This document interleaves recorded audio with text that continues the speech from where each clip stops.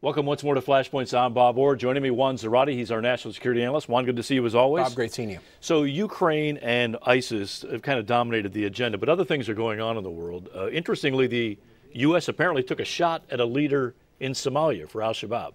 Yeah, what you have is the al-Shabaab movement that hasn't gone away. It's not dead. And U.S. authorities, especially post the attack in Nairobi on the Westgate Mall, have been very worried that this is a group that continues to aspire to attack beyond the borders of Somalia. And so what you've seen has been some movements of the African Union forces and other forces on the ground, the Somali government there against al-Shabaab, and then you've had American strikes. The American strikes seem to have been targeted at senior al-Shabaab leadership, to include Gadani, who's the leader of that group. It's not yet clear if he was killed, but it's clear that the U.S. has its eye on this group still, supporting the African forces there, realizing that this is an al-Qaeda outpost that we can't keep our eye on, off of. This is an attempt to put Shabaab back in the box there. They don't want it to reach out externally in a broader way. That's right. It's been diminished in terms of its control of territory, but it continues to plot, continues to train, and has control of some parts of Somalia. So this is an attempt to constrain their reach and to go after their senior leadership. Core al-Qaeda has been eclipsed by ISIS in Syria.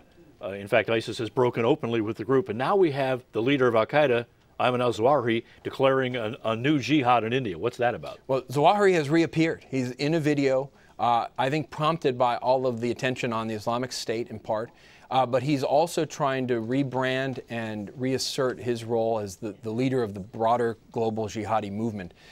And so he's announced this new affiliate in the Indian subcontinent, so not just the territory of India as we know it, but slightly broader in historical terms. And the idea there is to inspire an al-Qaeda movement that coalesces in the subcontinent in South Asia. There are movements in India. Keep in mind, not just the Pakistani-driven movements that we worry about, like Lashkar-Taiba, but others like the Indian Mujahideen that in some ways have flirted with al-Qaeda in the past, but there hasn't been an organizing principle around some of these groups. Al-Qaeda is trying to lead that, and they're trying to do it at a period where they've begun to lose the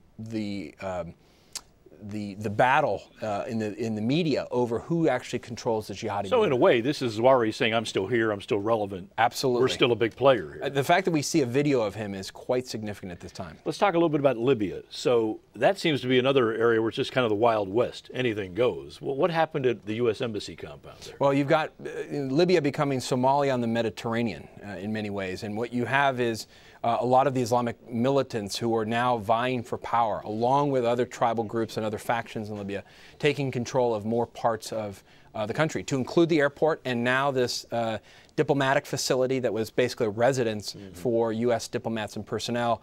And apparently, you know, the jihadis had a pool party in this facility. Yeah, YouTube videos. Yeah, guys jumping off of balconies. So, you know, it's quite unfortunate in terms of what that sort of represents, but it's the reality of Libya, which has fallen apart. The governance is not working. The interesting thing, though, Bob, a couple things that are working. Their investment authority still operating fairly well. They're suing banks in the West, and they're still running their investments.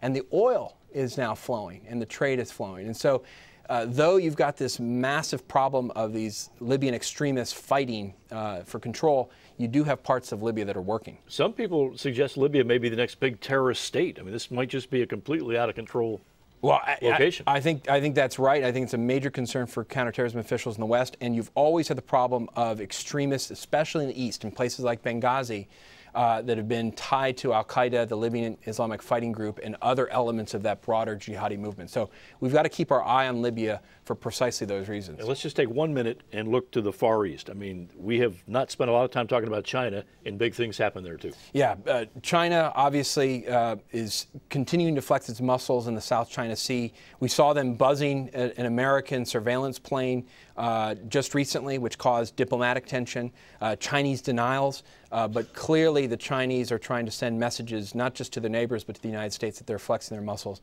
In addition, in Hong Kong, you have controversy raised over the electoral process and how much control Beijing and the commission in Beijing will control the candidates for who controls what happens in Hong Kong and who's elected there. This runs directly against sort of the democratic principles of Hong Kong.